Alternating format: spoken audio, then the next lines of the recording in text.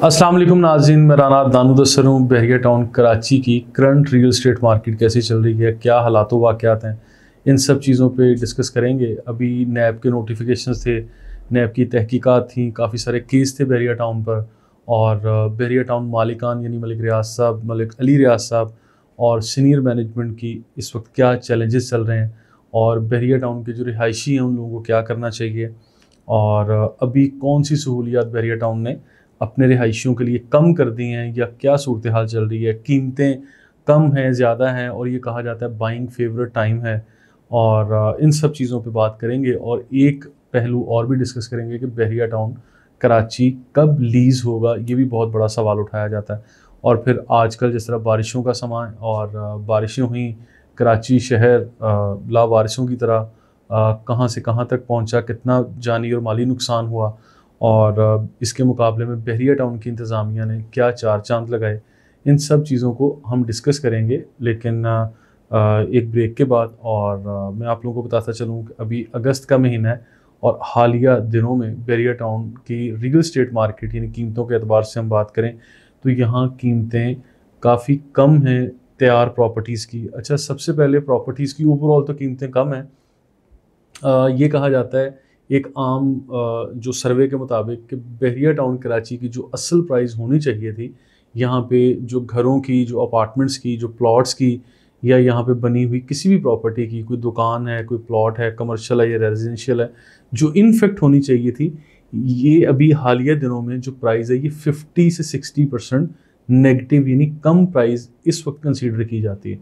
और इस पे मैं कमेंट ये करता हूँ कि अभी वो हालात की वजह से है। हालात क्या हैं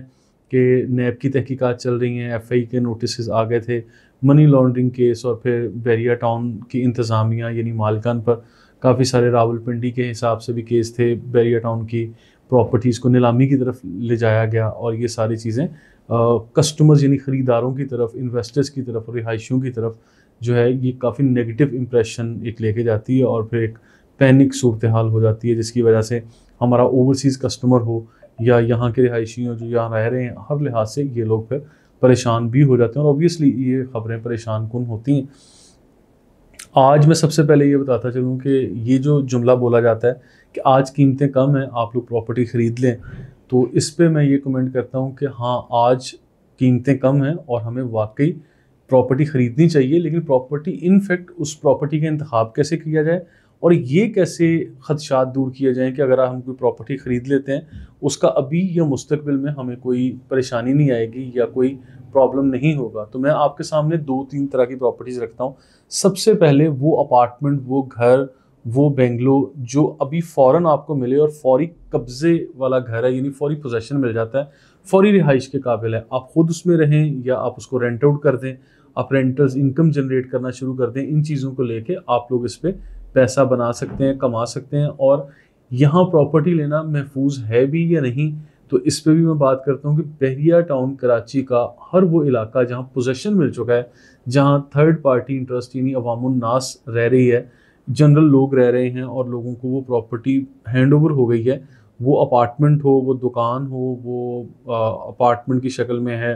विलाज हैं, बेंगलोज या प्लॉट लेके किसी ने खुद घर बनाया है और वो वहाँ रिहाइश रख चुका है, तो उस पर नैब ने भी रिसेंटली एक नोटिस दिया है, क्योंकि काफ़ी ज़्यादा नेगेटिव सूरत हाल थी। लोग ये कह रहे थे कि लुट गए, मर गए, और काफ़ी कम कीमतों पे लोग यहाँ से अपनी प्रॉपर्टीज़ बेच के जाने को तैयार थे। इसके जवाब में मेरा ख्याल है जो सूरत हाल को जायज़ा लेते हुए नैब ने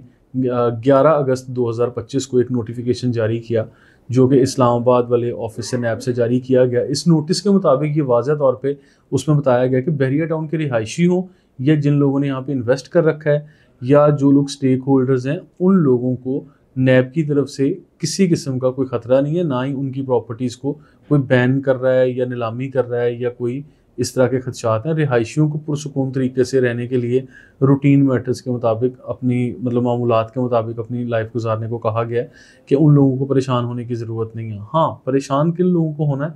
जो बहरिया टाउन के मालिकान हैं, बहरिया टाउन की सीनियर मैनेजमेंट है, क्योंकि उनके ऊपर केसेस थे, वो उनको आंसर करने दें। अगर उनको वो प्रॉपर आंसर करेंगे, केसेस को फेस करेंगे, तो आई बिलीव कि सारी चीज़ें एक दिन आएगा जब सॉर्ट हो जाएंगी, सेटल हो जाएंगी, और उस सेटलमेंट के बाद इंशाल्लाह सारी की सारी चीज़ें फिर यहाँ क्लियर भी होंगी, और वो स्टेज होगी जब बहरिया टाउन लीज की तरफ भी जाएगा।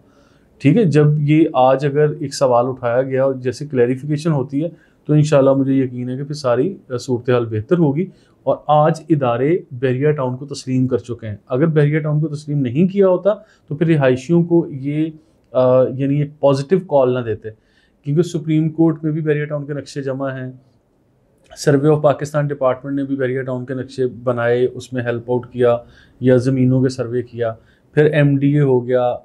SBCA हो गया, इन सब इदारों को। और इसके अलावा जो FBR के नोट अभी ये जो दिए जाते हैं टैक्सेस वगैरह, तो वो टैक्स भी एप्लीकेबल होता है किसी भी ख़रीदार पे या किसी भी बेचने वाले पे। तो ये बात बिल्कुल अब जायज़ है, या आप लोगों के सामने ये बात बिल्कुल क्लियर होनी चाहिए कि जितने भी लोग यहाँ पे बाइंग सेलिंग कर रहे हैं उन लोगों की प्रॉपर्टीज़ खरीदो फरोख्त का रिकॉर्ड पाकिस्तान के सब इदारों के पास चला जाता है। तो इसका मतलब ये है इनडायरेक्टली कि बहरिया टाउन की प्रॉपर्टीज़ और बहरिया टाउन को या जिन लोगों ने यहाँ इन्वेस्ट किया हुआ है, इस सारी चीज़ों को इदारे तस्लीम कर चुके हैं। और जब ये तस्लीम कर चुके हैं, इसके बाद जाके एक स्टेप रह गया KDA में, यानी आप लोगों को लीज़ मिले, तो वो लीज़ वाला प्रोसेस भी इंशाल्लाह कंप्लीट हो जाएगा। तो वो भी इतना दूर नहीं है अब ये सफ़र, ये भी इंशाल्लाह क्लियर हो जाएगा।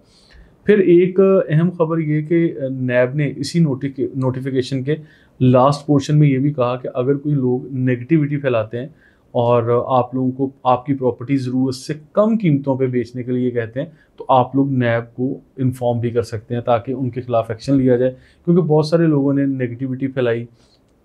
ये कहा बहरिया टाउन बंद हो गया, लुट गया, मर गया, अब तो जनाब जो यहाँ आप लोग प्रॉपर्टी लेके बैठे हैं आपको तो हमेशा नुकसान ही नुकसान है, इस तरह की काफ़ी चीज़ें सामने आई थी। लेकिन नैब ने जब ये नोटिस दे दिया तो फिर लोगों की जो सोच है वो भी बदली और पॉजिटिविटी भी मार्केट में आई। और अच्छा, इसके पैरेलल एक नोटिफिकेशन ये भी था जो इससे पुराना नोटिस है लेकिन वो अभी तक एग्जिस्ट कर रहा है। वो नोटिस ये है कि कमर्शियल प्लॉट्स की लेन देन पे या कमर्शियल प्रॉपर्टीज़ की लेन देन पे नैब ने ही बैन किया था और मना किया था कि किसी भी तरह का लेन देन, या अगर किराए में भी आप लोग डील कर रहे हैं कमर्शियल प्लॉट्स या प्लाजाज या कमर्शियल एक्टिविटीज़ के अंदर, तो फिर नैब ने ये वाज़ेह तौर पे कहा था कि हम एक्शन लेंगे। अच्छा, उस पे अभी तक किसी किस्म का कोई उसकी तरदीद, करेक्शन या उसकी कोई जवाबी या उसका नेक्स्ट कोई नोटिफिकेशन नहीं आया। तो मेरा ये ख्याल है कि नेक्स्ट नोटिफिकेशन आने तक हमें कमर्शियल से अभी इन दिनों में, हालिया दिनों में अवॉइड करना चाहिए। लेकिन जिन लोगों की कमर्शियल में इन्वेस्टमेंट है तो साफ ज़ाहिर है उन लोगों का भी इंतज़ार के अलावा और कोई दूसरा हल नज़र नहीं आ रहा, क्योंकि अदरवाइज़ अगर इन दिनों में आप लोग सेल परचेज़ की कोशिश करेंगे तो उल्टा नुकसान होगा, इदारे आपके खिलाफ एक्शन करना शुरू कर देंगे। तो लिहाजा रिहायशियों के लिए और जो लोग यहाँ अपना कारोबार कर रहे हैं, जिन लोगों का ऑलरेडी कोई दुकान है, कोई मकान है, कोई अपार्टमेंट है, कोई प्लॉट है जो आपके कब्ज़े में है, उन लोगों को परेशान होने की कोई ज़रूरत नहीं है। बहरिया टाउन का हेड ऑफिस भी खुला हुआ है, ट्रांसफ़र्स भी हो रही हैं, किसी भी तरह की प्रॉपर्टी का लेन देन भी हो रहा है। आप लोग अपनी प्रॉपर्टी अगर बेचना चाहते हैं रेजिडेंशियल, लेकिन करंट मार्केट रेट के मुताबिक, जो करंट मार्केट का रेट है पहले उसको रिसर्च करें ताकि आपका भी टाइम वेस्ट ना हो और दूसरों का जिनके ज़रिए आप बेचना चाहते हैं उनका भी ना हो। You must have 5 real estate friends, यानी मार्केट में आपके कम से कम 4-5 दोस्त होने चाहिए रियल स्टेट के। ये जुमला मैं हमेशा बोलता हूँ और यही आज भी रिपीट कर रहा हूँ ताकि आप लोग अगर ख़रीदो फरोख्त के लिए जाएं तो आपको कोई नुकसान ना हो, आप प्रॉपर सर्वे करने के बाद मार्केट में अपनी प्रॉपर्टी की ट्रांजैक्शन कर रहे हो। मलीर एक्सप्रेस वे भी इंशाल्लाह ओपन हो जाएगा। अभी बारिशों की वजह से मलीर एक्सप्रेस वे की कुछ एरिया ऐसा था जहाँ कुछ डैमेज भी हुआ, चले वो एरिया भी अभी दुरुस्त कर दिया जाएगा। और फिर उसके बाद मलीर एक्सप्रेस वे की वजह से भी बहरिया टाउन की प्रॉपर्टीज़ हों, सुपर हाईवे की सारी प्रॉपर्टीज़ हों, DHA सिटी की हैं, इन सब जगहों पे रेट्स वैसे इंक्रीज़ हो जाएंगे। और अब हालात पॉजिटिविटी की तरफ हैं, ख़ासकर वो हमारे ओवरसीज़ पाकिस्तानीज़ या वो हमारे कस्टमर जो अपनी रिहाइश के लिए पाकिस्तान में कराची शहर में कोई एक घर, अपार्टमेंट, प्लॉट या बेंगलो लेना चाहते हैं, उनके लिए ये बेहतरीन टाइम है कि आप यहाँ पे 500 गज़ का, 250 गज़ का, 5 कमरों पे मुश्तमिल, 6 कमरों पर मुश्तमिल या 3 कमरों का, 4 कमरों का घर यहाँ पे ख़रीद सकते हैं, जो कि बहुत ज़बरदस्त कीमतों पे इस टाइम मिला हुआ है। स्क्रीन पर नंबर होंगे टीम PPL के, और टीम PPL पे मैं as an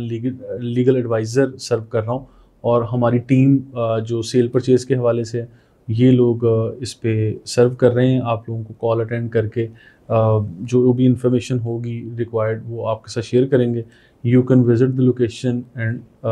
mature your transaction. किसी भी तरह के लेन देन के लिए आप हमारी टीम से रब्ता कर सकते हैं। Thank you so much.